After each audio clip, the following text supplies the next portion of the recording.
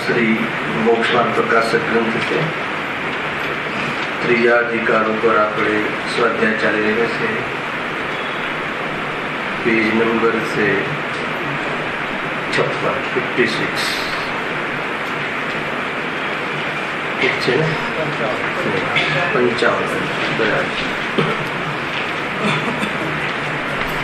મૂળ ટોપિક છે ચારિત્ર મોહના ઉદયથી જીવને કશાય ભાવ થાય છે અને તે કશાય ભાવ ક્રોધાદી ભાવ જે છે એની પૂર્તિ અર્થે અનેક પ્રકારના ઉપાય કરે છે અને એ ઉપાયોમાં એને જે કશાયમાં ડિમાન્ડ છે એવા પ્રયોજનની સિદ્ધિ થતી નથી અને સ્વયં ઘણો સંતાપવાન થાય છે અર્થાત દુઃખી થાય છે। આ મૂળ વાત એક સીધો ટોપિક છે નથી, એ તો જીવ કસાયના કારણે દુઃખી થાય છે। મોહને લઈને કસાયની ઉત્પત્તિ થાય છે અને કસાયથી જીવ ઘણો દુઃખી થાય છે। કસાયોમાં ઘણા ઉપાય કરે છે, ઘણા વિકલ્પ કરે છે। ક્રોધમાં કોઈનું બોલવું ચાહે છે, માન કસાયમાં કોઈને નીચો દેખાડવાનો પ્રયાસ કરે છે, અનેક પ્રકારની ક્રિયાઓ કરે છે। પરંતુ એ બધું તો ભવિતવ્યને આધીન છે, કર્મની ઓરથી લઈએ તો ઉદયને આધીન છે, એટલે આપણા વિકલ્પો વ્યર્થ છે અને ઘણા દુઃખમય છે। જીવ અશાંત રહે છે, આકુલિત રહે છે, તો એ વિકલ્પો અર્થાત તો એ કશાય છોડવા જેવી છે, એનો અભાવ કરવા જેવો છે।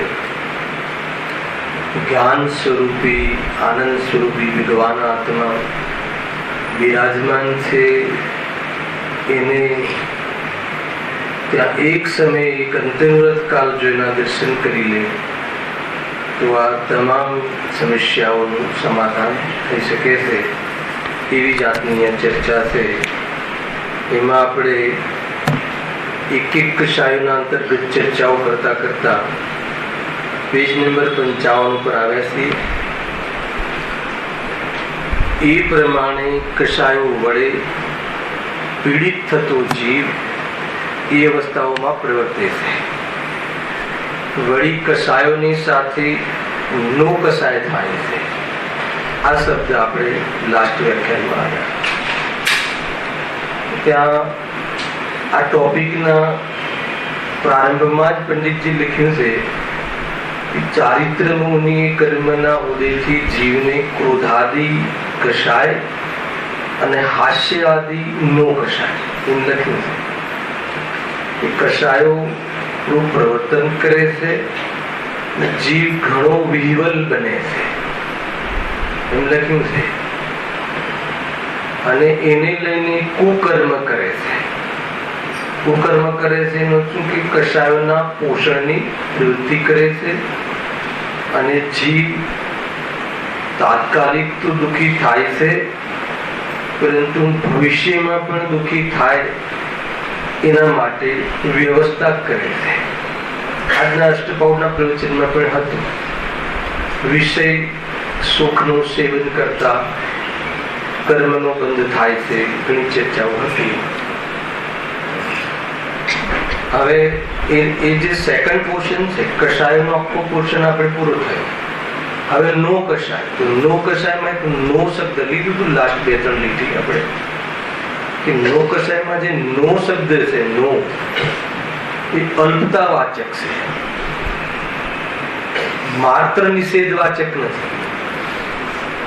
ખ્યાલ આવ્યો? નો કષાય એટલે હાસ્ય આદિ કષાય જ નથી સર્વથા એમ નથી, પરંતુ જે કષાયો જેવી છે રાગ આદિ, એ કષાયોમાં જેટલી સ્થિતિ, અનુભાગ અને ઉદય, એનાથી આ કષાયોમાં એની અલ્પતા હોય છે. એમ તે કર્ણન યુગમાંથી એ વાત બોલે છે. બીજું, રાગાદી કષાયોના બલપૂર્વક જ આ કષાયો થાય છે. હાસ્ય એટલે શું? આપણે કે હમણાં ખ્યાલ પણ આવશે. હર્ષ છે, હાસ્ય કષાય છે, પ્રસન્નતા છે, જે પણ છે. પ્રસન્નતા જીવને ક્યારે થાય?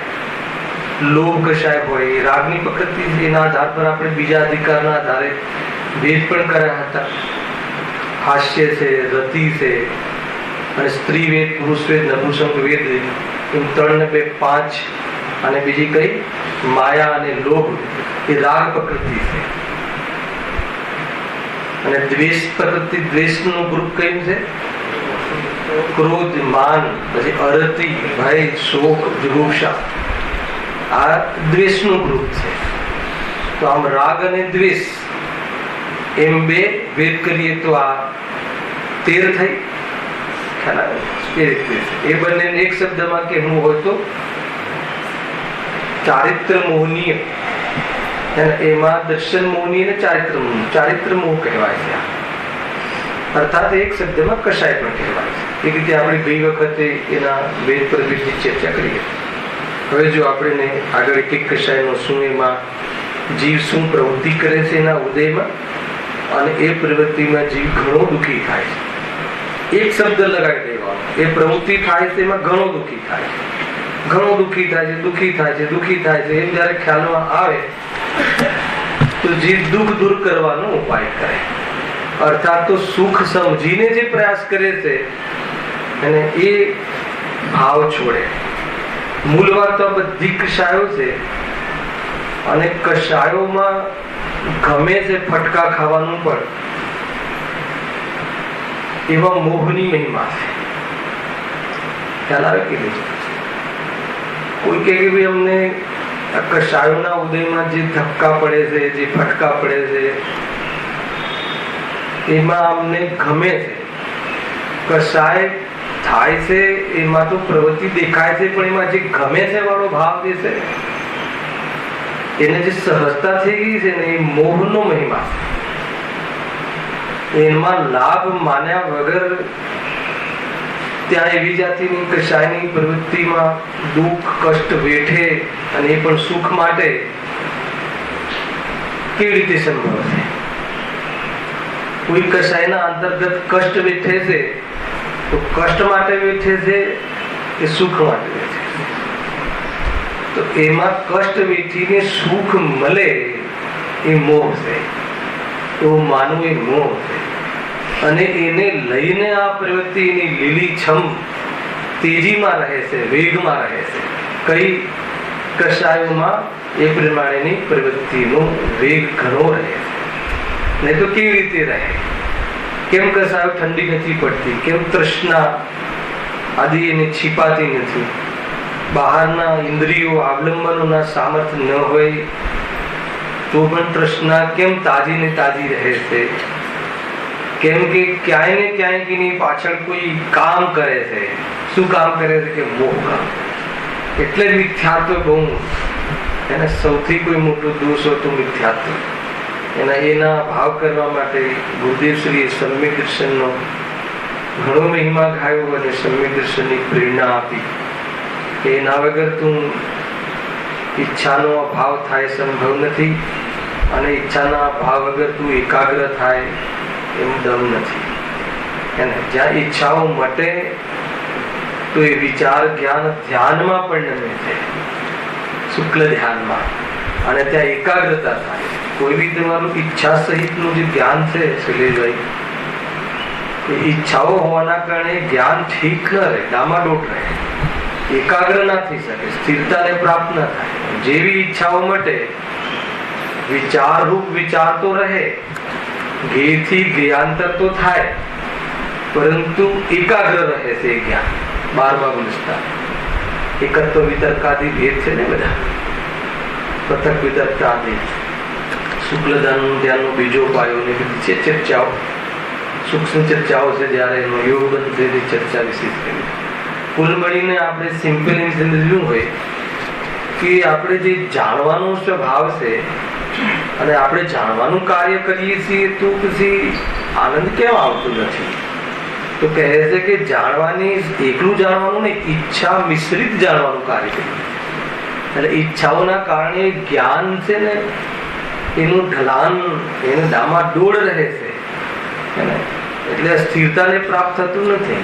આત્મબળ દ્વારા, ઈચ્છામાં સુખ બુદ્ધિના ભાવની દ્રષ્ટિ દ્વારા, અને 10મા ગુણસ્થાનના અંત સમયમાં અને 12મા ગુણસ્થાનના પ્રથમ સમયમાં જ્યારે સંપૂર્ણ ઈચ્છાનો અભાવ થઈ જાય છે ત્યારે જ્ઞાન ભલે પર પદાર્થો સંબંધી જાણવાનું પ્રવર્તન કરતું હોય તો પણ એ જીવ એ જ્ઞાન મગ્ન છે, જ્ઞાન લીન છે, જ્ઞાન એકાગ્ર છે, ધ્યાન રૂપે પડી જોઈ લેજો. એ પ્રસ્તાવ અર્થાત તો એ પ્રકારનો પુરુષાર્થ એને લઈને પછી ઓલી ભક્તિ બની. સકલ કે જ્ઞાય તદભી નિજાનંદ રસલી. સર્વજ્ઞોને જાણે, સર્વજ્ઞોને જાણવા છતાં મોહ મરી ગયો હોવાના કારણે અને ત્યાં જ્ઞાનને કોઈ અન્ય દિશાઓમાં ન ફેલાવાના કારણે, ખંડ ખંડ થઈને ન રોકાવાના કારણે એ જ્ઞાન ધ્યાનને પ્રાપ્ત થાય છે, સ્વરૂપ લીંદામાં રમે છે. એ રીતનું આ આપણું જ્ઞાનનું સ્વરૂપ છે. ખેર અહીંયા તો મૂળ કષાયોની વાત છે ને. જો જ્યારે હાસ્યનો કષાય થાય ત્યારે વિકસિત થાય, જ્યારે હાસ્યનો કષાય થાય ત્યારે પોતે વિકસિત થાય. વિકસિત નો શું લીધો છે? પ્રફુલ્લિત થાય. પ્રફુલ્લિત થાય તો ગુણ છે કે દોષ છે? જીવ પ્રફુલ્લિત રહે એ ગુણ નથી. ઘણી વાર આપણને એવું લાગે કે આ તો હાસ્ય નો કષાય થાય, એમાં બે લેવું. હાસ્ય નો કષાય કર્મ નો ઉદય થાય ત્યારે જીવમાં હાસ્યનો અર્થાત તો હર્ષનો ભાવ થાય. અને જે હર્ષનો ભાવ થાય છે એમાં જીવ પ્રફુલ્લિત રહે છે. અને પ્રફુલ્લિત રહે છે એ કષાય છે. અહીંયા ગજબ જો આગળ લખ્યું છે તે એવું જાણો. હવે એને સમજાવવા પ્રયાસ કર્યો છે ઉદાહરણથી કે જેમ સન્નિપાતના રોગીનું હસવું પોતે નાના પ્રકારના રોગથી પીડિત છતાં કોઈ કલ્પના વડે હસવા લાગી જાય, તેમ આ જીવ અનેક પીડા સહિત હોવા છતાં કોઈ જીવથી કલ્પના વડે પોતાને સુહાવતું કાર્ય માની હસવાનું છે. સન્નિપાતનો રોગ કહ્યો છે ને, ગુરુદેવે ઘણું લીધું છે કે વાયુ રોગ થાય તો જીવ હાસ્ય કરે છે. તો એ તો રોગ છે, એ હસવા માટે હર્ષનો વિષય નથી. હર્ષ પામે છે, હસે છે, હાસ્ય કરે છે. ઘણી વખત કોઈ જીવ સ્વયં પોતે પડી જાય તો એને હાસ્ય આવે છે. તો એ હાસ્ય કશાય એટલે પડી જાય તો તમે માની લો કે ક્યાંકથી પડી જાઓ તો પોતે જ હસવા લાગે છે. હાસ્યથી છુપાવવા માંગે છે કે શું કરે છે એ જાણે, પણ હાસ્ય વિનોદ કરે. ઘણા જીવોને ઠઠ્ઠા મસ્કરી કરી, મજાક કરી, કોઈ જીવને હાનિ પહોંચાડી, કોઈ જીવની એ પ્રમાણેની મંદ બુદ્ધિ હોય, રોગ હોય એવો, એને લઈને એની અનેક ચેષ્ટાઓ પર હાસ્યનું પ્રકરણ, હાસ્યનો પ્રસંગ સમજી અને એમાંથી સુખ લેવા, એમાંથી આનંદ લેવા, એમાંથી પ્રફુલ્લિત રહેવાનો પ્રયાસ કરે. તો કે આ બધું શું છે? કશાયો છે કે એનાથી જે દુઃખી થાય, સ્વયં પણ દુઃખી છે હાસ્યમાં, એ રીતે લીધું છે કે આપણે કલ્પના જ ના કરી શકીએ કે ભાઈ અહીંયા તો દુનિયામાં તો હાસ્યના પ્રકરણો તો તંદુરસ્તી માટે છે, હાસ્યના પ્રોગ્રામો તો જીવને સુખી થવા માટે હોય છે. હાસ્ય ક્લબ, ઇંગ્લિશમાં શું કહેવાય? Laughing club. લાફિંગ ક્લબ પૈસા આપીને લાફિંગ ક્લબમાં એન્ટ્રી લે અને લાફ અને હસી અને તંદુરસ્ત બનીને સુખી થવા માંગે તો કહે છે કે કશાય છે. ચલાવે કે નહીં. ઘણી બધી વાતો છે. બીજો હર્ષ શબ્દ બી લખ્યો છે. હર્ષ કોઈ કશાયના બલમાં કશાય થાય છે. માની લો કે તમને લોભ કશાય હોય કે મને કોઈ પદાર્થોની સિદ્ધિ થાય, ઈષ્ટ પદાર્થોની મને પ્રાપ્તિ થાય એવી તમારો ભાવ છે, તો એ બહારમાં ઈષ્ટ પદાર્થની પ્રાપ્તિ થવાનો જે ભ્રમ થાય છે અને એવો યોગ થાય છે બહારમાં, તો આપણને ઘણો હર્ષ થાય છે કે નથી થતું? દુઃખી થાવ શું ભાઈ, શું થાય? એને 2-5 કરોડ અથવા તો નવો ઘર લેવાનો પ્રોગ્રામ હોય અને એનો એમાં લાભ લાગે, એટલે લાભ લાગવો એનું નામ લોભ આગળ આવી ગયું છે. પર પદાર્થમાં લાભ માનવો એનું નામ લોભ, અને પછી એવા પદાર્થને મેળવવાની પ્રવૃત્તિ કરવી અને એ કશાયની ડિમાન્ડ અનુસાર ઉપાય કરવો, અને એ પ્રમાણે સંભવતું તો છે નહીં, પોતાનું થઈને તો રહેતું નથી, એટલે જીવ સંતાપાન થાય. પણ કદાચિત આગળ કાકતાલ ન્યાય છે ને એના આધાર પર બહારમાં મળતું દેખાય સંયોગમાં, તો એ જીવને ભ્રમ થાય છે અને ઘણો હર્ષ થાય છે. તો એ પછી પરમાનન્ટ હર્ષ જ રહે છે. ખ્યાલ આવે કે નહીં? પછી વળી પાછો એ કશાયનો અભાવ થઈ, એ કશાયનો કર્મનો ત્યાં ન ઉદય હોય, બીજી કોઈ કશાયનો ઉદય હોય, શોકનો ઉદય હોય, તો પછી શોક કરે છે. તો અનેક પ્રકારના એના કોઈ ઠેકાણા ના હોય, કોઈ ઠેકાણા. કશાયનું કોઈ સ્વરૂપ જ નથી કે સ્થિર રહી શકાય એવું છે. ઘડીમાં એ જ પ્રસંગોમાં દુઃખનો અનુભવ કરે, ઘડીમાં એ જ પ્રસંગોમાં ઘણી વખત સુખાભાસ સુખનો અનુભવ કરે, ઘડીમાં એ જ એમાં બોરિંગ નો અનુભવ કરે, ઘડીમાં એમાં હર્ષનો અનુભવ કરે. એ જ પ્રસંગોમાં કોઈ ઠેકાણું નહીં કશાયું. એ રીતે ઘણું સંતાપવાન થાય છે એ મેં લખ્યું છે. અને જે પદાર્થોથી પ્રફુલ્લિત થતો દેખાય એ પદાર્થોને હંમેશા એવા બની રહે. અને એ રીતે કોઈ બી જગ્યાએ વિકારના પ્રસંગોમાં પણ હાસ્ય કસાય છે. ખ્યાલ આવે કે ત્યાં છે હાસ્ય. વિકારના પ્રસંગો જે હોય છે એમાં પણ હાસ્ય, સ્માઇલિંગ ફેસ. સ્માઇલિંગ ફેસ સારો કે આમ રોતો ફેસ સારો? કયો ફેસ સારો? શું કેવું થાય છે? કેવી મુદ્રા સારી? તો સારી કઈ એ કહો. યાદ આવે છે કોઈ? કઈ મુદ્રા સારી? વિતરાગની, આશાગ્ની. અને એ ઉપયોગ તો જવો જોઈએ ને. પછી કોઈ એવી એક દશા તો હોય ને, સુંદર ચહેરો, સુંદર મુદ્રા કઈ છે? કશાય વગરની. કશાય વગરની મુદ્રા સુંદર છે. સુંદરતા કશાય રહિત જ સંભવ છે. ચલાવે કે નહીં? કોઈનામાં કોઈ રાગ દ્વેષ મલિનતા માયાચારી ના હોય એ વ્યક્તિ સુંદર છે. કાળો હોય કે કેવો પણ હોય, ગમે તેવું હોય, પણ એનામાં કોઈ રાગ દ્વેષ કે ઉદ્વેગ કે એવી જાતિની છલકપટ એવું જાતિનું ના હોય તો દુનિયા એને શું કહે છે કે બહુ સુંદર જીવ છે. એનો નિર્દોષ ઇનોસન્ટ ફેસ લાગે. બાળકનો ફેસ ઇનોસન્ટ કેમ કહીએ છીએ? બતાવો શું છે એવું ઇનોસન્ટમાં નવું શું આવી જાય? બતાવો. ઇનોસન્ટ ફેસ છે આપણે કહીએ છીએ, એટલે એના ફેસમાં એવી કોઈ પ્રતિક્રિયા નથી દેખાતી. એના ફેસના અંતર્ગત એના પરિણામોની ઓછી ચર્ચા કરી કે એનો ફેસ એકદમ ઇનોસન્ટ છે, એની નજર ખરાબ નથી. એનું નજર ખરાબ નથી, નજર નિર્દોષ છે. કોઈ પણ આમ આપણા તરફની કોઈ વાસના કે એની કોઈ ઈચ્છાઓ નથી, અને અંદરમાં કોઈ એવી જાતિની પ્રવૃત્તિ નથી, તો ઇનોસન્ટ. એ આધાર પર બાહ્યમાં દેખવાના હોવાથી અંદરના પરિણામોનો અનુમાન કરીને આપણે એના ઉપર આપણને એનો બોધ કરી શકીએ. એટલે કશાય તો કોઈ બી ક્ષેત્રમાં પસંદ નથી કોઈ જીવ, પરંતુ જે કશાયના જે પ્રસંગો છે ત્યાં એ પ્રવૃત્તિઓ ગમે તે ભોગાદિના પ્રસંગો હોય ત્યાં સ્માઇલિંગ ફેસ આ તે ગમે. વિકાર રૂપ એનું પંડમિન અને એની આંખોમાં એવો નશો એ બધું ચાલે છે.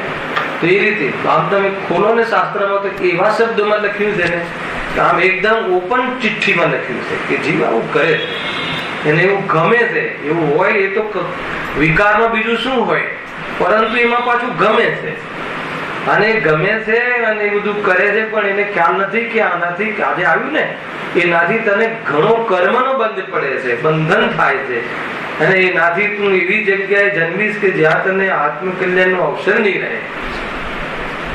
વિચાર શક્તિ, વિચાર જ્ઞાનનો જે વપરાશ છે તું એ વિકારોમાં યુઝ કરી લેશે તો એનો અર્થ એ થયો કે તારે જ્ઞાનની જરૂર નથી એમ. પ્રકૃતિ કહે છે કે તને જ્ઞાનની ગિફ્ટ, ઉઘાડ રૂપ જ્ઞાનની ગિફ્ટ એટલી વિશેષ તને જરૂર નથી. તો પછી એવી જગ્યા એકેન્દ્રિયમાં જીવ, સ્પર્શન ઇન્દ્રિયમાં દરેકમાં જઈને એવી પૂતળીઓ સાથે એના પરિણામો અને એ પ્રમાણેના ફળ એને મળતા રહે. ઘણી ચર્ચાઓ છે. આ તો એક શોર્ટકટમાં તમને કહું, શાસ્ત્ર ખોલો તો વૈરાગ્ય આવે આ ચીજો વાંચીને, અને સ્વભાવના દર્શન કરવાની અંદરમાં ઉત્કંઠા જાગે, પ્રમાદ મિટી જાય.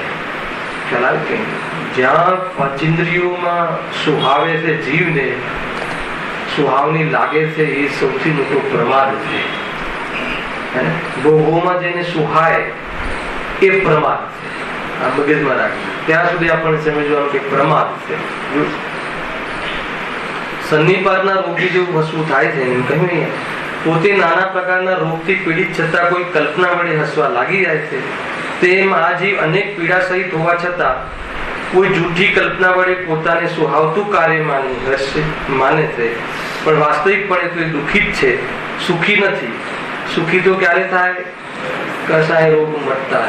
હવે આ વાત કેવી રીતે ખબર પડે? કેવી અન્યમતીમાં તો એને કહીએ કે ભાઈ દેશ તો હસતો ચહેરો, ભગવાન કેટલા ખુશ દેખાય. પ્રતિમા કેવી?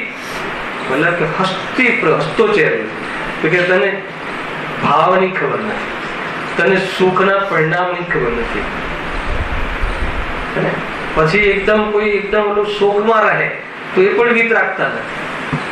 શોક રહિત અને હાસ્ય રહિત. હર્ષ શોક બે વિરોધી છે. હર્ષ અને શોક. હર્ષ હોય ત્યારે શોક ના હોય, શોક હોય ત્યારે હર્ષ ના હોય, રતિ હોય ત્યારે અરતિ ના હોય, અરતિ હોય ત્યારે રતિ ના હોય. બે વિરોધી છે ને પરસ્પર. તો કહે છે કે એ બંને ના હોય ત્યારે વિતરાગતા. શોકમાં પણ કોઈ સ્વરૂપ નથી આત્માનું. એ રીતે જો એક બીજી રતિ કશાય. જયારે રતિનો કશાય ઉપજે, શું છે રતિ કશાય? કઈ પ્રકૃતિનો ભેદ છે? રાગનો ભેદ છે. રતિ એટલે રાગ. રાગનું એક ફંડામેન્ટલ છે. રાગના અંતર્ગત થતું રતિ. રતિ એટલે જો કોઈના પ્રત્યે રાગ છે, દીકરા પ્રત્યે રાગ છે, પેલા મારો છે મિથ્યાત્વ, દીકરો મારો છે તો મિથ્યાત્વ, પરદ્રવ્યમાં પોતાની કલ્પના કરવી મિથ્યાત્વ, ઈષ્ટ અનિષ્ટની કલ્પના કરવી મિથ્યાત્વ. મારો માનવું, ઈષ્ટ માનવું. મારો માનવાનો શું? ઈષ્ટ માનવું. ઈષ્ટ માનવું એનું નામ જ મારું માનવું. કોઈ પદાર્થમાં તમે ઈષ્ટ પાસિત થયું એનું શું મને લાભ છે, એમાં મારા પણ આવ્યું. તો એ રીતે છે. કોઈ બી પર પદાર્થમાં મેં ગઈકાલે યા પરમ દિવસે ખબર નહીં ત્યાં લીધું હતું કે અપનત્વનું ભાવવાસન શું છે, એકત્વનું ભાવવાસન શું. એકત્વ કોને કહેવાય? બહુ જબરજસ્ત લોજિકલ પ્રશ્ન કર્યો છે મેં. રાજુભાઈ તમે તો સાંભળ્યું નહીં ભાઈ? માની લો કે કોઈ પદાર્થમાં મારાપણું લાગવું એનું નામ એકત્વ. ઠીક છે? તો પછી કોઈ પદાર્થમાં દ્વેષ લાગવો એનું નામ શું? એ પરત્વ પણ છે. એનું નામ બી અપનાપન છે. આપણે અપનાપનમાં આપણું લાગવું એમ જ નહીં. એ તો જે પદાર્થો પ્રત્યે અપનાપન છે, રાગ છે, એમાં એકત્વ, અને જે પદાર્થો પ્રત્યે દ્વેષ છે એમાં કયો શબ્દ મૂકશે? એમાં એકત્વ નથી એમ તો એકત્વ ના હોય ધર્મ થઈ જશે. શું લોજિક છે? કોઈ પદાર્થમાં એકત્વ છે, એમાં પદાર્થની વાત નથી. આમાં પદાર્થ તો માધ્યમ છે. પોતાના આત્મા સિવાય અન્ય કોઈ પદાર્થમાં પોતાના અસ્તિત્વમાં અથવા પેલાના અસ્તિત્વમાં હસ્તક્ષેપ કરવાની ભાવના પર પદાર્થ સાથે કઈ ને કઈ એના અસ્તિત્વ સાથે છેડખાની, એમાં સ્વ અને પરનું એકત્વ પણ છે. હવે પર પદાર્થ સંબંધી કોઈ બી એની ધારણા, ચાહે ઈષ્ટરૂપ કે ચાહે અનિષ્ટરૂપ, એનું નામ એકત્વ છે. આનો આખો રોલ આ રીતે વિચાર કરજો. એકત્વ એટલે શું? બે જુદા પદાર્થોને એક માનવા, ચાહે નુકસાનમાં કે ચાહે ફાયદામાં. મને આનાથી નુકસાન જાય છે, એને પોતાના આત્માનું એકત્વ છોડ્યું. મને આનાથી રાગથી નુકસાન થાય છે આત્માને, બતાવો. તાકાત હોય તો બતાવો.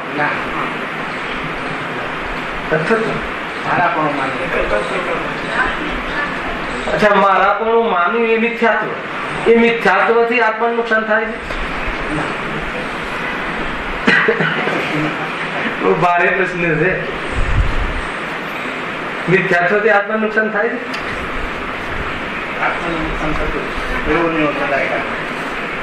ખ્યાલ આવે કે નહીં? માનો કે હું દેહ રૂપે માનું, મને હું જળ માનું, તો આત્મા જળ થઈ જાય છે. તો આત્માનું કઈ નુકસાન થાય છે? તો આત્મા નુકસાન થતું નથી એવો ખ્યાલ નથી એટલે લાભ નથી. બસ આટલું જ છે ધર્મ. રાગ થી પણ જ્ઞાનમાં કાંઈ નથી થયું. રાગ ને પણ જ્ઞાન જાણે છે. કોનું જ્ઞાન રાગ ને જાણે છે? જ્ઞાન માત્ર નો એવો સ્વભાવ છે, હે ને? એ જ્ઞાન રૂપે રહે છે. એનો અર્થ કે જ્ઞાન રાગ ને જાણે છે. રાગ ને જાણવાનો અર્થ ખબર છે? જાણકારીમાં નથી જવું. જાણે છે કે નથી જાણતો વાળો સ્પેલ નથી. રાગ ને જાણે છે. જાણવાનું સામર્થ્ય આત્માનું છે. અને જાણવાના કાળમાં રાગ આત્મા રૂપે આત્મા રાગ રૂપે થતું નથી. અગ્નિ અને જ્વાલાને જ્ઞાન દર્પણ જાણે છે, એને પ્રતિબિંબિત કરે છે, પરંતુ દર્પણ ગરમ થતું નથી. એના પર ધ્યાન આપવાનું. એમાં ઘૂસતું નથી અગ્નિ. અગ્નિ અને જ્વાલા અને ઉષ્ણતા અગ્નિની છે. એ રીતે રાગ આદિ એ પૂતગલના છે, આત્માના નથી. ક્યારે? જ્યારે આત્મામાં જણાય ત્યારે. અરે આત્મા એ રીતે પરિણમે ત્યારે ગજબ છે. તાકાત તો હાલ, પરંતુ એવું અનુભવ તો નથી. બસ અનુભવ તો હોવા છતાં, જાણવામાં આવતા છતાં જાણતો નથી. આખી વાત તમને મોહાંત થઈ ગયું છે. એટલે રાગ કશાયમાં તમે એવા બધા ટોપિકો છે, નાના ટોપિકો. કશાયથી એ તો પર્યાયની વાત ચાલી રહી છે કે પર્યાયમાં એ સુખની પ્રભુતાને એટલી નથી પામતો કે કશાયમાં રસ લઈ રહ્યો છે, સ્વરૂપમાં રસ નથી લેતો. મોહ થવા છતાં વસ્તુ મોહ રૂપે થતી નથી. વાત તો એ છે, શરીર રૂપે તો થઈ જ નથી. તેમ એવું કેવું જો અહીંયા રતિભાવ હતી ને, રતિ, હા, રાગ, વાત ત્યાંથી નીકળી. રતિ એટલે દીકરાનો રાગ, એકત્વની વાત નીકળી હતી. એકત્વ એટલે આ પદાર્થ પર પદાર્થની સત્તામાં છેડખાની કરવી, એનું નામ એકત્વ. પર પદાર્થ સાથે એકત્વ એટલે પર પદાર્થમાં કોઈની કોઈ કલ્પના કરવી, પર પદાર્થમાં પોતાના માટે, હે ને, કઈ ની કઈ કલ્પના કરવી, એનું નામ એકત્વ. એકત્વનો અર્થ એ છે પર પદાર્થ સાથે કોઈની કોઈ રીતે કમિટમેન્ટ કરવું, કાં તો એને ભગાડવાનું, કાં તો એને લાવવાનું, એનું નામ એકત્વ. આપણે શું સમજીએ કે જેના પ્રત્યે રાગ છે એનું નામ એકત્વ, અને જેના પ્રત્યે દ્વેષ છે એના પ્રત્યે વિતરાગી. એનો જવાબ બનવો જોઈએ ને. કોઈ પદાર્થ અનિષ્ટ લાગે તો એના સાથે એકત્વ નહીં. ખ્યાલ આવે? એ બધું એકત્વના કોટામાં છે. પર પદાર્થમાં કોઈ બી કલ્પના કરવી. એટલા માટે એ રીતે ઉદાહરણ આપ્યું કે મિથ્યાત્વ કોને કહે છે? આપણે એક જ શબ્દમાં એકત્વ કરવું એટલે આત્માને ભૂલવું, આત્માની ઓળખી. અને પર પદાર્થમાં જે વસ્તુ જેવી છે એવી ન માનવી. કોઈ પછી ઓર બાયફર્કેટ કરે છે. કોઈ પદાર્થને ઈષ્ટ માનો ને કોઈ પદાર્થને અનિષ્ટ માનો. આ બધું મિથ્યાત્વના કોટામાં જાય છે. એક શબ્દમાં નામ એકત્વ. કોઈની સાથે નફરત કરવી એ બી એની જોડે એક સંબંધ છે, અને કોઈની જોડે પ્રેમ રાખવો એની એ પણ એક જાતનો સંબંધ છે. એટલે પરદ્રવ્ય સાથે તે લિંક રાખી, ચાહે નફરતની કે ચાહે પ્રેમની, તો કહે એનું નામ એકત્વ. પકડવા આવે છે. એની સાથે રિલેટ રાખ્યું ને, સંબંધ રાખ્યો ને, પરદ્રવ્ય સાથે કોઈ કલ્પના કરીને આ ચીજ મને ન જોઈએ. કેમ ન જોઈએ અને કેમ જોઈએ? તારે જોઈએ ન જોઈએ બંને ચીજો નથી તારા માટે. રાગના ભાવમાં ન જોઈએ એની વાત નથી. ન જોઈએ એનો પ્રસંગ જ નથી. કોઈ ચીજ જોઈતી નથી એમ નહીં, મને આ જોઈતી નથી, એ દ્વેષ છે. ખ્યાલ આવે કે નહીં? હું સ્વયં પરિપૂર્ણ છું, એમાં કોઈ પદાર્થ સાથે સંબંધ ન રાખે, નામ વિતરાગ. આખી રીત આ રીતે છે. આ બધું મારું નથી એવું જ્ઞાન જે પરિણમન થાય છે, હું જ્ઞાન રૂપે છું, યથાર્થ પરિણામ અનુભવ થાય પછી ખ્યાલ આવે ને? અનુભવમાં જ ખ્યાલ આવે. પહેલા તો વિકલ્પમાં, બુદ્ધિમાં, માનસિક એ રીતે એના બુદ્ધિમાં ખ્યાલમાં આવે એ રીતે. અનુભવ પછી સાચું યથાર્થ જાણવામાં અનુભવ વાળું જ્ઞાન જ યથાર્થ છે. એ 9મા અધિકારમાં આ રીતે લખ્યું છે કઈ રીતે માનવું અમને. એને તો એનો એક અર્થ આપ્યો છે, એનું એક લોજિક આપ્યું છે ત્યાં કે સાંભળજો, મજાની વસ્તુ છે. તમે જે પ્રશ્ન કર્યો, આ પોતાની પરીક્ષા કરવી હોય કે મને સમીકરણ થયું છે કે નહીં, હે તો કેવી રીતે સમજવું. તો જેમ માની લો કે તમે કોઈ પડોશીના ઘેર જાઓ છો, એના ઘરે કોઈ મરણ પ્રસંગ થયો, સાંભળજો બરાબર, અને તમે રડો પણ છો, પરંતુ એ જે ભાઈનો વિયોગ થયો છે એનાથી એમાં તમારું કાંઈ નથી ગયું એવી ફિલિંગ ત્યાં ચાલે છે કે નહીં? હવે એ ફિલિંગ ને તમે કહો બતાવો ને કેવી ફિલિંગ, તો હવે કેવી ફિલિંગ થાય? પર પદાર્થો મારા નથી, એમાં કેવી ફિલિંગ થાય? તો તમને ફિલિંગ ની ખબર છે, ખબર ખ્યાલ આવે ને? એવી ફિલિંગ ને બતાવો છે, પકડજો આ વાત. માન લો કે એ ત્યાંથી મેં વાત ઉઠાય કે તમે કોઈના ઘરે ગયા, કોઈના ઘરે મરણ પ્રસંગે ગયા, અને કોઈ બનાવટી નહીં, નકલી નહીં, રાગવશ તમને દુઃખ પણ થાય છે, છતાં અંદરમાં એ મારો દીકરો કે મારું કાંઈ ગયું નથી, એને મારું તો કશું ગયું જ નથી, એવી જાતિની એક ફિલિંગ. હવે એ ફિલિંગ ને કેવી રીતે બતાવી? એ તો ફિલિંગ છે, પણ એ ફિલિંગ થાય છે કે નહીં? હવે એવી ફિલિંગ, હવે શું હજુ ચાલુ પૂરી નથી કરી વાત. એવી ફિલિંગ દરેક ઘટનાઓમાં, પોતાના દીકરા કે કોઈ બી ઘટનામાં થાય ત્યારે સમજવું કે સમય જશે. શું કહે? એવી ફિલિંગ દરેક ઘટનામાં, તમારા દીકરાના વિયોગમાં, તમારા શરીરના રોગમાં, એવી એ જાતિની ફિલિંગ રહેતી હોય તો સમજી લેવાનું કે તમે પ્રતિબુદ્ધ છો, તમે જ્ઞાની છો, સમ્યક દ્રષ્ટિ છો. અને એમાં નિરાકુલતાની ફિલિંગ ક્યાં છે ને? એ નિરાકુલતાની ફિલિંગ તમને તો અનુભવમાં આવે, આનંદમાં. આ રીતનું છે.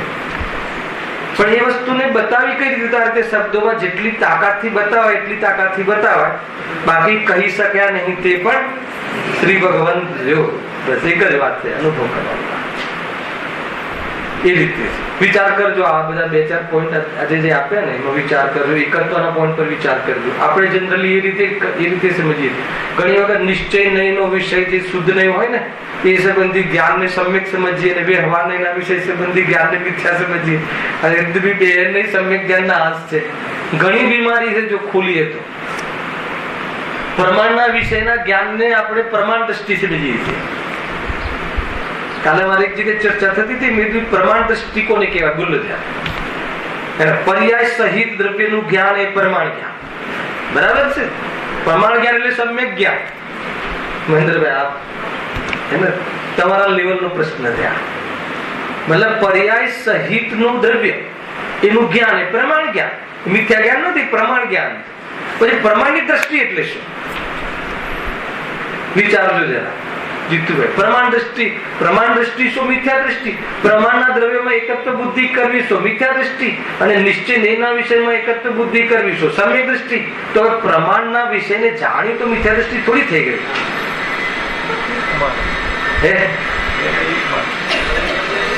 માની લો કે હું રાગી છું એમ સર્વથા માની લેવું, એને પર્યાય સહિત પોતાને માને. સર્વથા શબ્દ મૂક્યો.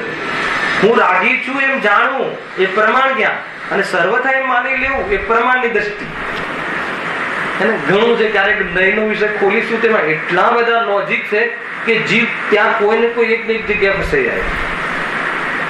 પર્યાયનો વિષય હું રાગી છું, મારી પર્યાયમાં રાગ છે, પર્યાય સંબંધી જ્ઞાન, અને મારા સ્વભાવમાં રાગ છે જ નહીં. એ નિશ્ચય સંબંધી સ્વભાવનું જ્ઞાન. જ્ઞાન ત્રણેયનું થાય. હવે એ પોતાના સ્વભાવ પર પ્રેમ આવે, એક સમયની પર્યાયમાં રસ ના પડે, અને પોતે સ્વયં વર્તમાન પર્યાયમાં રાગ છે એનું જ્ઞાન કરે, પણ મારો સ્વભાવ નથી અનુભવ કરે. બધું જ બરાબર, જ્ઞાન પ્રમાણ થઈ ગયું. ઘણામાં લોજિક છે, વિષય અત્યારે એ નથી. જોડે વાત આવી એટલે કહી. અહીંયા શું વાત છે કે દીકરા પ્રત્યેનો રાગ, રતિ ભાવ. અહીંયા રતિ મારે સમજાવી. રતિ કશાય કોને કહેવાય? તો તો રાગના બલ ઉપર રતિ થાય છે, એ એમ કહ્યું. રાગની કશાયના બલના આધારે રતિ થાય છે. રતિ એટલે આસક્તિ. હવે દીકરા પર રાગ છે જુદું, પણ એના પછી એમાં ઉત્સુકતા રહેવી, કોઈ એના કાર્યક્રમમાં ઉત્સુકતા વિશેષ રહેવી, અને ઉત્સુકતા રહે ને તો એ રતિ તમારી બરાબર જાગી, આસક્તિ છે. એમાં અહીંયા ઉદાહરણ આપ્યું છે બિલાડીનું. જો જયારે રતિનો કશાય ઉપજે ત્યારે ઈષ્ટ વસ્તુમાં અતિ આસક્ત બની જાય છે.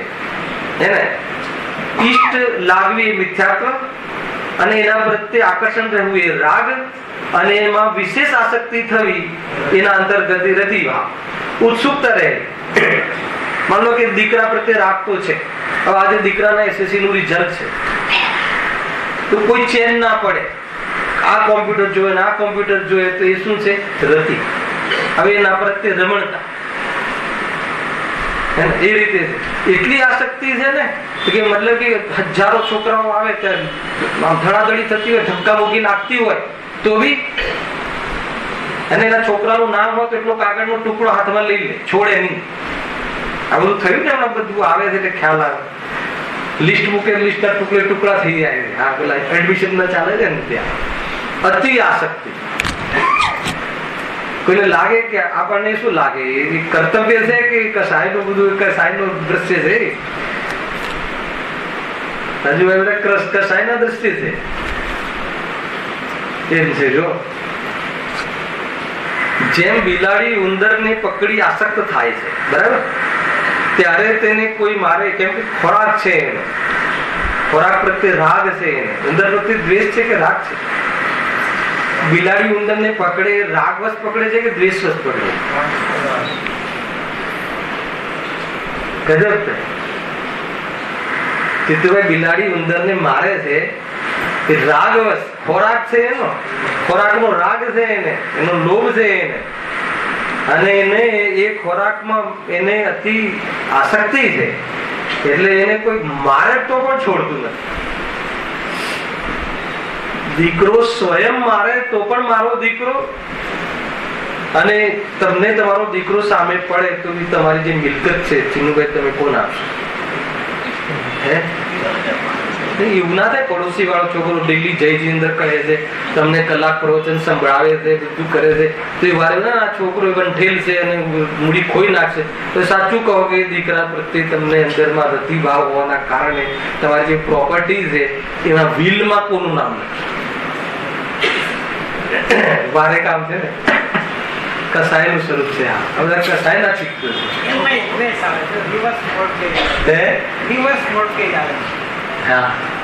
અને કોન્સેપ્ટ દીકરો એટલે તમારી પાસે પ્રોપર્ટી પડી છે, દીકરાને દેવી નથી, બેંકમાં તમે મૂકી દો અને એની વેલ્યુએશન કરી નાખે કે 20 વર્ષ પછી દર વર્ષે તમને આટલા રૂપિયા મળે, અને એ પ્રોપર્ટી દીકરાની ના મળે. આ તો ખાલી અત્યારે રતિનો પ્રસંગ ચાલે છે ને, આ પ્રસંગ આ રતિમાં લઈ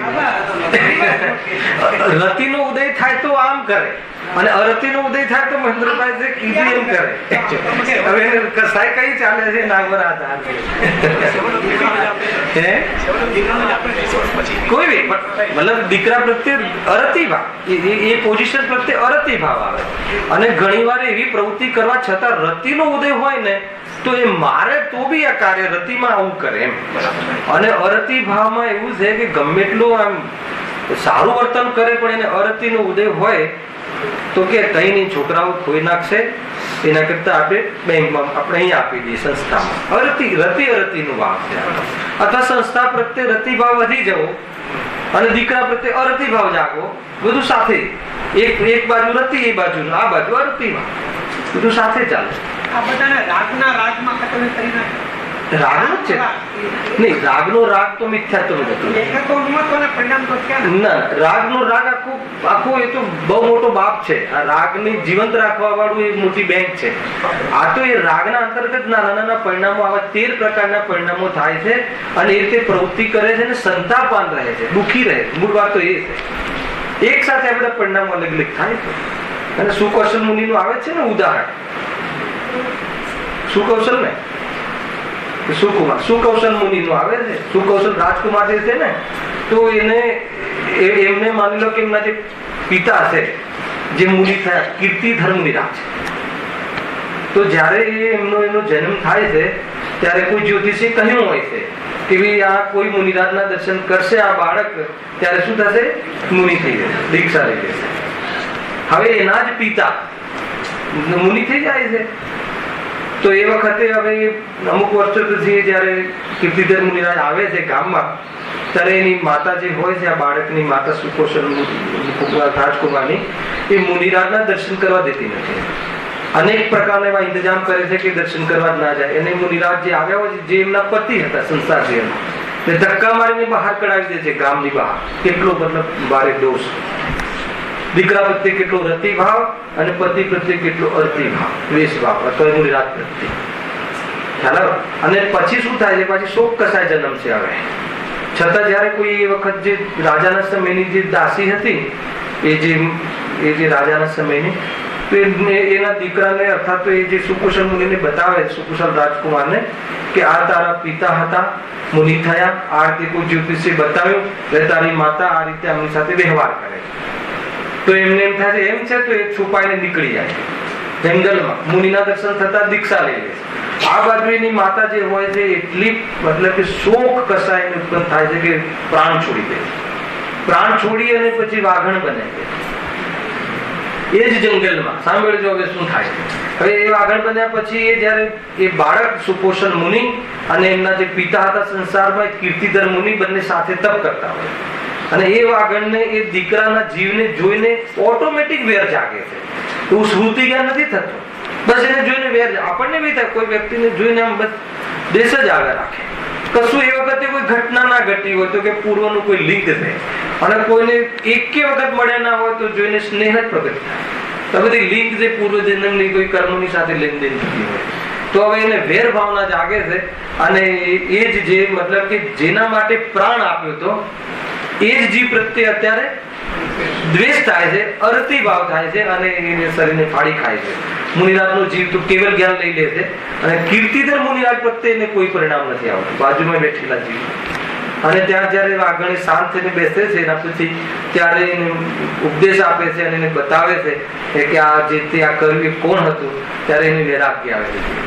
એટલે એક બાજુ શોક પરિણામ, એક બાજુ રતિ પરિણામ, એક બાજુ અરતિ પરિણામ. કોઈ જાતનો નિયમ નથી કશાયોમાં કે આને જોઈને રાગ જ આવે, કે આને જોઈને મતલબ કે દ્વેષ જ આવે. કોઈ નહીં. રાગના ઉદયથી રાગ થાય. બહારના પદાર્થ સાથે તો નિયમ જ નથી. એ જ દીકરા સાથે ક્યારેક રાગનો વ્યવહાર થાય, એ જ દીકરા સાથે ક્યારેક દ્વેષનો વ્યવહાર થાય. એ તો રાગના ઉદયમાં રાગ. ત્યારે રતિ પરિણામ જાગે ત્યારે એટલો આસક્ત હોય કે પુત્ર એને ગમે એટલું કષ્ટ દેતું હોય તો પણ એને છોડે નહીં, અર્થાત તો એની આસક્તિમાં 100% એના વલણ તરફનું કાર્ય કરે. એ અહીંયા કહેવું. એને બિલાડીને કોઈ મારે તો પણ એ ન છોડે, કેમ કે એને એના પ્રત્યે વિશેષ રતિ ભાવ જાગૃત છે. ભોજન પ્રત્યે ભોજનનો રાગ હોવો જુદી વાત છે. ભોજનનો રાગ ભોજન કરતી વખતે જ હોય કે ભોજન ના કરતી વખતે પણ હોય. ઘણી બધી વાતો છે કસાયના સ્પેલ રાખવા. ખાવાનો રાગ અત્યારે છૂટી ગયો છે કે ખાવાનો રાગ છે અત્યારે, અને ખાવાની પ્રવૃત્તિ નથી પણ ખાવાનો રાગ છે. ખ્યાલ આવે કે ખાવાનો રાગ છૂટી જાય એ અવસ્થા જુદી છે. એ રીતે જો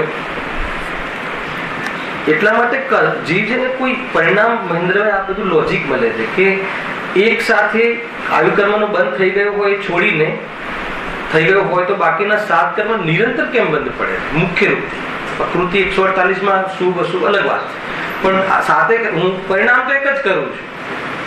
તો કે ઉપયોગનું ભલે પરિણામ એક હોય પણ બાકી બધા રાગ તારા જીવન છે, તો ક્યાંય ને ક્યાંય એટેક છે, એટલા માટે બધા કર્મોનો બંધ કરે. આ બધા લોજિક આપણને મિલે. હા, અત્યારે મને જ્ઞાનાવરણી કરીને બંધ ચાલુ છે, અને હું તો જ્ઞાનનો ઉગાડનો ઉપદેશ આપી રહ્યો છું. પણ સ્વરૂપમાં નથી જતો ને, એ આવરણ છે. જોરદાર છે આ બધું. અત્યારે કોઈ કે આ ભાઈને જ્ઞાનાવરણી કર્મને બધું હું તો અજ્ઞાન મટાડવાની વાત કરી રહ્યો છું. આપણે બધાની એટલી સુંદર વાત, આગમની વાત. તો અત્યારે મારે કહેવાનો રાગ છે ને, અજ્ઞાન મટી જાય એવો રાગ મને આવ્યો છે ને. મારું અને તમારું બધાનું અજ્ઞાન મટી જાય એવો રાગ ચાલુ છે. સમજમાં આવે છે? તો આ શુભ રાગ છે, તો શુભ રાગ છે ને તો ભલે અજ્ઞાન મટી જવાનો, પણ એને એના અપેક્ષિત જેટલો સ્વરૂપમાં જવા સંબંધી તે બાધા પહોંચાડી છે, એટલે એ સંબંધી આવરણ ચાલુ છે, બંધ થવાનું, બંધ થાય છે ન લાગે. પછી એમાં પ્રશસ્ત બધી 148 ના ભેદ પ્રભેદ છે, આખું કરનાર યોગ છે. આ સામાન્ય જેટલી અપેક્ષિત ચર્ચા, એટલે કોઈ બી રાગ તો છાંટો એ સારો નહીં, આગ તો કોઈ બી સારી નહીં. ચંદનના લાકડાની આગ સારી કે કયા આગથી એના અંતમાં કઈ વિલ બનાવી છે કે મને ચંદનની લાકડી થી કે ભાવની લાકડી થી? ચંદનની લાકડીની આગ તો આગ જ છે ને. તો બધી શુભ ભાવ વાળો રાગ તો રાગ જ છે ને. એ રીતે લેવું છે. કોઈ બી રાગનો રસ ના રહેવો છે. રાગ રહે એ વાત જુદી, ત્યાં સુધી રાગ રહેવાથી અજ્ઞાની નથી થતો જીવ. રાગમાં રસ રહે ત્યાં સુધી અજ્ઞાની રહે છે, અને રાગ રહે ત્યાં સુધી પૂર્ણ જ્ઞાની થતું નથી. બસ આ રીતે. અને રાગનો રસ રહે ત્યાં સુધી એને સુખનો પ્રારંભ જ નથી થતો, જ્ઞાની જ નથી થતો. રાગની રુચિ એ રાગનો રાગ. ગુરુદેવ રાગનો રાગ એટલે મિથ્યાત્વ. રાગનો રસ રાખવા જેવો છે, આટલો તો હોય જ ને. એ રાખવા જેવામાં આવી, આટલો તો હોય જ ને. ગ્રસ્ત જીવનમાં આટલો ના હોય. અરે આ ગ્રસ્ત જીવનમાં આટલું છે એ રાખવા જેવો નથી એમ. એ બાજુની દિશામાં આપણે વિચાર નથી કરતા. ભાઈ આવે ને, અરે બધાને ખબર છે ગ્રસ્ત જીવન એને જ કહેવાય કે રાગના પરિણામ છે, પણ આટલો હોય જ કરીને તું પોષણ કરે છે તો મિથ્યાત્વનું પોષણ છે, મોહન અંતર્ગત ચલી જાય છે. એ રીતે છે બધું. ભૂમિકા પ્રમાણે હોય એનું જ્ઞાન કરવું અલગ વાત, પણ એના જ્ઞાનના નામે પોષણ કરવું અલગ વાત. હવે ક્યાં ઉભા છો એ તમે અને સર્વજ્ઞ ભગવાન બે જણ જાણો છો. પોતાને પોતા અભિપ્રાયની ખબર કેવી રીતે પડે? તમારો અભિપ્રાય તમને ખબર, સર્વજ્ઞના જ્ઞાનમાં તો ઝલકે જ છે, પણ સર્વજ્ઞના જ્ઞાનમાં ઝલકવાથી આપણને લાભ નુકસાન નથી. આપણા જ્ઞાનમાં ઝલકી જાય કે મારો અભિપ્રાય ખોટો છે તો લાભ છે. એટલી જોરદાર વાતો છે. એ પોતે જ તમે નક્કી કરવાનું છે, પોતે જ પુરુષાર્થ કરવાનો. હવે અભિપ્રાય ક્યાં દેખાય? બહારની પ્રવૃત્તિ ટોપ હોય, પણ અંદરનો અભિપ્રાય તો તમે જાણો. પણ બહારમાં કોઈ વ્યક્તિ સાથે વ્યવહાર તો બહારની ક્રિયા જોઈને જ થાય. કોઈ બી વ્યક્તિનું સન્માન, કોઈ બી વ્યક્તિનું બહારમાં વ્યવહાર એની ક્રિયા જોઈને કરવું, એના પરિણામ અને એનો અભિપ્રાય આપણને ખ્યાલમાં નથી આવતો. અને પોતાના અંદરમાં પોતાનો નિર્ણય, પોતાનું અવલોકન, પોતાના અભિપ્રાય અને પરિણામો જોઈને કરવું, ક્રિયા જોઈને નહીં. આ સૂત્ર લખી નાખ. શું કહ્યું? બીજા વ્યક્તિનું સન્માન, એનું અવલોકન, એની સાથે વ્યવહાર બહારની ક્રિયા જોઈને કરે. યથાયોગ્ય ક્રિયા બહારની સંયમ પાડતો હોય તો એને મહાવ્રત પાડતો હતો, મહાવ્રતથી અણુવ્રત પાડતો હતો, અણુવ્રતથી, કેમ કે એના અંદરના પરિણામ અને અભિપ્રાય એ જાણ. એટલા માટે મોક્ષવાર પ્રકાશકમાં લખ્યું કે જેનું દ્રવ્યલિંગ સાફ છે, 28 ગુણનું પાલન યથાર્થ છે, તો ગુરુદેવ કહે છે કે એને સાષ્ટાંગ નમસ્કાર. જેનું દ્રવ્યલિંગ બી સાચું હોય તો પૂજ્ય છે એમ કહ્યું. કેમ કે ભાવલિંગ એ આપણા જ્ઞાનનો વિષય નથી. હવે અંદરમાં અરે એમ કહ્યું કોઈ ભાવલિંગ સંત બિરાજમાન છે મહેન્દ્રભાઈ આમ, અને તમે નમસ્કાર કરવા જાઓ છો એટલામાં બની શકે કે એનું ભાવલિંગ છીનવાઈ ગયું હોય, મિથ્યાત્વમાં આવી ગયા હોય. અને તમે નમસ્કાર કરીને ઉભા થાવ એટલામાં પાછું ભાવલિંગ આવી ગયું હોય. ક્યાંથી પકડશો વ્યક્તિ? લખ્યું શાસ્ત્રોમાં બધું પ્રમાણ છે, પણ એનું દ્રવ્યલિંગ, એટલે ગુરુદેવે ખાસ કહ્યું, અષ્ટકોમાં આવશે ઘણી બધી વાતો, એનું દ્રવ્યલિંગ સાફ હોવું જોઈએ, 28 ગુણનું નિરંતર પાલન થવું જોઈએ બાહ્યમાં. એટલે બાહ્યમાં વ્યવહાર બહારની ક્રિયાથી નભે છે. કોઈ બી વ્યક્તિને તમે એનું બાહ્યનું આચરણ જોઈને જ એની સાથે વ્યવહાર કરશો ને. માન લો કે હું એક વિદ્વાન છું, મારું જીવન માન લો કે કોઈ થોડુંક એક દેશ સંયમ પાડતો હો, તો એ રીતે તમે મારી જોડે વ્યવહાર કરશો. તો અંદરનું પરિણામ શું છે એ તો હું જાણું, પણ પોતાનું અવલોકન કરવું હોય તો બાહ્ય ક્રિયાથી સંતુષ્ટિ નહીં થવી, પણ અંદરના પોતાના પરિણામ અને પોતાનો અભિપ્રાય જોઈને પોતાનું અવલોકન કરવું, તો ત્યાં પુરુષાર્થનું કામ છે. એ ખાસ ધ્યાન રાખવું. હા, ક્રિયા, અભિપ્રાય અને પરિણામ 8મા અધિકારમાં આખો લેખ આવે છે. હે ને? ક્રિયા, પરિણામ અને અભિપ્રાય. અભિપ્રાય શ્રદ્ધાનો વિષય છે, પરિણામ ચારિત્રનો વિષય છે, અને ક્રિયા જળની ક્રિયા છે.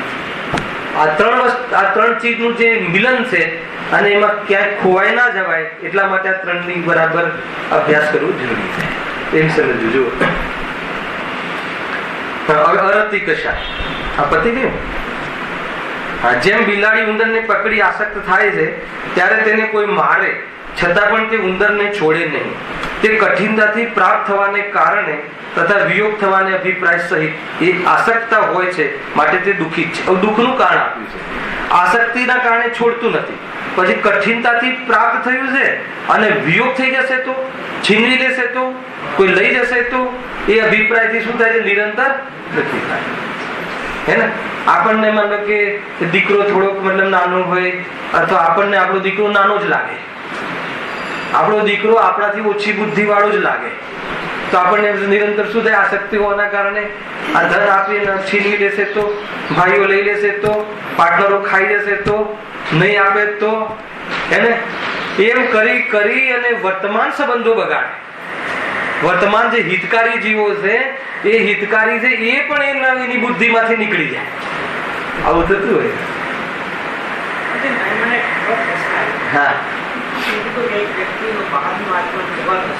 હા એ વ્યક્તિને તમને અનુમોદના હા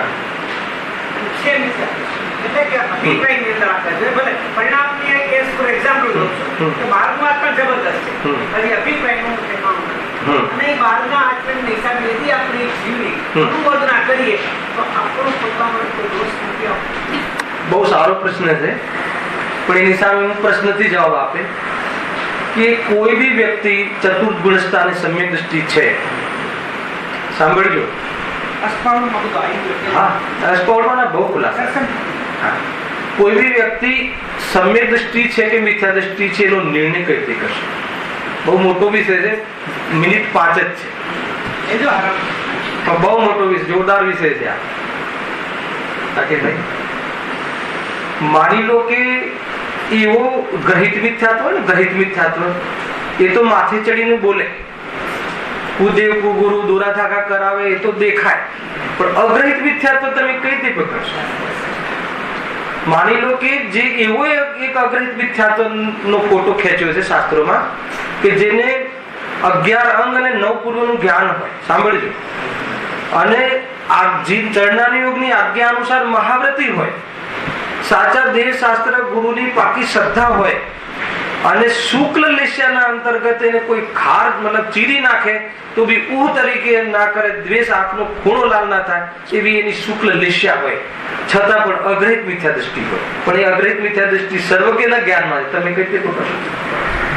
અને એક એવો મતલબ કે એ તો જે પણ આપણે જેટલા બી વિદ્વાનો કે જેટલા બી મહાપુરુષો થઈ ગયા એ સમ્યક દ્રષ્ટિ છે, એ તો આપણે એના બાહ્ય આચરણથી નક્કી કર્યું, પણ એને અંદરમાં એ આ હું નથી અને હું આનો નથી એવી જે પ્રતીતિ ચાલે છે, એવો જે અભિપ્રાય છે, જેનું નામ સમ્યક દર્શન, વિપરીત અભિનિવેશ રહિત પરિણામ ને પ્રતીતિને સમ્યક દર્શન કહે છે. એ વિપરીતતા તમારી નીકળી ગઈ છે એ કેવી રીતે નક્કી કરશો? જેની વિપરીતતા નીકળી ગઈ છે એ અને જેને વિપરીતતા છે એનું બંનેનું આચરણ બાહ્યમાં સમાન છે, તો કઈ રીતે નક્કી કરશો? તો અહીંયા તમે જે અનુમોદનાની વાત કહી ને, તો એટલા માટે કહ્યું કે જે પૂજ્યતાનો વ્યવહાર, બહારમાં જે વ્યવહારની જે ચર્ચા ચાલુ થાય છે એ વાસ્તવમાં પંચ પરમિષ્ટિઓમાં એટલા માટે જ કહ્યું કે હવે પેલું 28 શું કહેવાય, ભરત ચક્રવર્તી 96,000 રાણીની વચ્ચે હોય અને ક્રોધ લડતો હોય, તદ્વમોક્ષગામી, એ તો સર્વજ્ઞ કહ્યું એટલે ખબર છે. હે ને? તો એ કઈ રીતે તમે એને પૂછશો ને કેવી રીતે એને અનુમોદના કરશો, કેવી રીતે કરશો? અને કોઈ વ્યક્તિ એવો હોય કે બહારમાં બહુ ઠંડો હોય ને એકદમ હોય ને મતલબ કે એક જીવને પણ આમ બરાબર કરતો હોય, પણ અંદરમાં ભારે ખમ હું બચાવું છું મિથ્યા કરું, કઈ રીતે નક્કી કરશો? એટલા માટે આ બધો જે વ્યવહાર, યથાયોગ્ય વ્યવહાર શબ્દ નાખ્યો છે. યથાયોગ્ય વ્યવહાર, કોની સાથે જય જિંદ્રનો, કોની સાથે નમોસ્તુનો, કોની સાથે ઈચ્છામીનો અને કોની સાથે સાષ્ટાંગ અષ્ટદ્રવ્યથી પૂજાનો પૂરો આખો ઇતિહાસ પડે છે અહીંયા આમાં અને યોગમાં. એટલે કહ્યું કે જે ભાવ, જે મુનિ છે, મુનિ સાથે નમસ્કારનો વ્યવહાર અષ્ટદ્રવ્યથી પૂજામાં પંચ પરમિષ્ટિ છે. હવે એ મુનિરાજની તમે અષ્ટદ્રવ્યથી પૂજા કરો છો તો શું જોઈને કરશો? તો કે 28 ગુણનું પાલન, એમની તત્વ નિરૂપણ પદ્ધતિ, એમાં વિતરાગતાનું પોષણ કરવા વાળી એમની સ્પીચ અને બહારનું એનું આચરણ, એવું લખ્યું શાસ્ત્રમાં. એ રીતે લખ્યું છે. અને એમાં 4 પ્રકારના સમ્યક દર્શન કાલે સમય મળશે તેનો વિસ્તાર કરીશું. તો એ પ્રમાણે બહારમાં ઘણા લોકોનું આ ચાલે છે. કોનું સાંભળવું, સમ્યક દૃષ્ટિનું કે મિથ્યા દૃષ્ટિનું? તો પહેલા નક્કી કરો કે સમ્યક દૃષ્ટિ છે કે મિથ્યા દૃષ્ટિ. સૌથી પહેલા તમારે નક્કી કરવું પડશે કે હું અહીંયા પ્રવચન કરું છું તો હું સમ્યક દૃષ્ટિ છું કે મિથ્યા દૃષ્ટિ. તમે કઈ રીતે નક્કી કરશો? એનો જવાબ હું કાલે આપીશ. અને મોટી ચર્ચા છે એમાં. તમે હું સ્વભાવના આશ્રય છે એવું તમને ક્યાં દેખાય છે? અવધિ જ્ઞાન તો છે ને. હે નહીં, તમારે તમને એવું નક્કી કરો કે મારે સમ્યક દર્શન કરવું છે, પણ તમે એવું એકાંતે માની લો કે કોઈ સમ્યક દૃષ્ટિની વાત સાંભળીને જ સમ્યક દર્શન થવાય, તો અહીંયા હવે હું વાત કરું છું તો તમે નક્કી કેવી રીતે કરશો? ના, એક આ તો નિમિત્ત પ્રધાન કથન છે કે ભાઈ કોણ દેવશાસ્ત્ર ગુરુ નિમિત્ત છે, જ્ઞાની નિમિત્ત છે, જ્ઞાનીની દેશના નિમિત્ત છે. તો કોઈ પણ વક્તા એમ જ કહે છે કે આ જે પણ છે મારી કથા નથી, આ જ્ઞાનીની જ વાત છે. ઇવન ગુરુદેવ પોતે સ્વયં સમ્યક દ્રષ્ટિ હોવા છતાં એમ નથી કહેતા કે આ મારી વાત છે. આ વાત મુનિઓની છે, આ વાત કુંજકુંજ દેવની છે, આ વાત અરિહંતની છે. એમ ક્યારે નથી કહેતા કે મેં અનુભવ કરી છે. ક્યારે આજ સુધી તમે આટલા 8000 પ્રવચનમાં એક શબ્દ કાઢીને બતાવો. એમને ખબર છે કે એમને પોતાને આત્મદર્શન છે, આપણને બી પૂરો વિશ્વાસ છે ને આત્મદર્શન છે. પણ એક વાર બી એવું કીધું હોય કે ભાઈ મેં વાત કહી છે તમે માનો એમ નહીં. આ તો મતલબ કે દિગંબર જૈન ધર્મના નિરાશ, એ તો જૈન ધર્મના થાંભલા છે, આપણે તો આરતીયા છીએ, આ એમની કહેલી વાત છે. આ તો પ્રભુ સિમંદર ભગવાન 100 ઇન્દ્રોની હાજરીમાં હે ને આ વાત કહી અને એ વાત અહીંયા આવી છે. એ વાત અમે કહી છે. તથાપી એમને અનુભવ છે, છતાં બી અનુભવથી મુનિરાજે કહ્યું, કુંજકુંજ દેવે આચાર્ય અરિહંત ભગવાને કહી છે અને મેં અનુભવી છે અને તમે અનુભવથી સાંભળજો. આખી આ તો બહુ મોટી થિયરી છે અને એની ચર્ચા કાલે કરીશું. વિષય અંતર, વિષય અલગ છે પણ ઉપયોગી વિષય છે, એ બી આપણે લેશું. અહીંયા આપણે અત્યારે હાલ અરતિનો કષાય, રતિનો કષાયનું ચેપ્ટર સમાપ્ત થયું. કાલે અરતિ કષાય. અરતિ કષાયના એક શબ્દમાં તમને ખ્યાલ આવશે કે અનુત્સુકતા. કોઈ બી ચીજ પ્રત્યે માનો કે કોઈને ધર્મ પ્રત્યે અરુચિ હોય, અરતિ ભાવ હોય, દ્વેષ ભાવ હોય, આખો દેશ ધર્મ કરે છે, આ લોકો આખો દેશ આત્મા કરે છે એવું હોય, તો પછી માનો કે એને દ્વેષ પરિણતિ. હવે દ્વેષ પરિણતિમાં અરતિ ભાવ ક્યારે કહેવાય કે પછી આજે પ્રવચન છે તો કોઈ ઉત્સાહ ના બતાવે, એ અરતિ ભાવ ચાલે છે. એને કોઈ ઉત્સાહ તો ના બતાવે પણ અરતિ ભાવમાં એ કાર્ય ન સધાય એવી જાતિના અનેક ઉપાય કરે. હા, એ રીતે અનેક ઉપાય રીતે કરે અને એ પ્રમાણે એના આધીન તો પરિસ્થિતિ થતી નથી, એટલા માટે સંતાપવાન ઘણો થાય છે. એ અરતિ કસાય થઈ, એના પછી શોક કસાય આવશે. સહેજાનંદી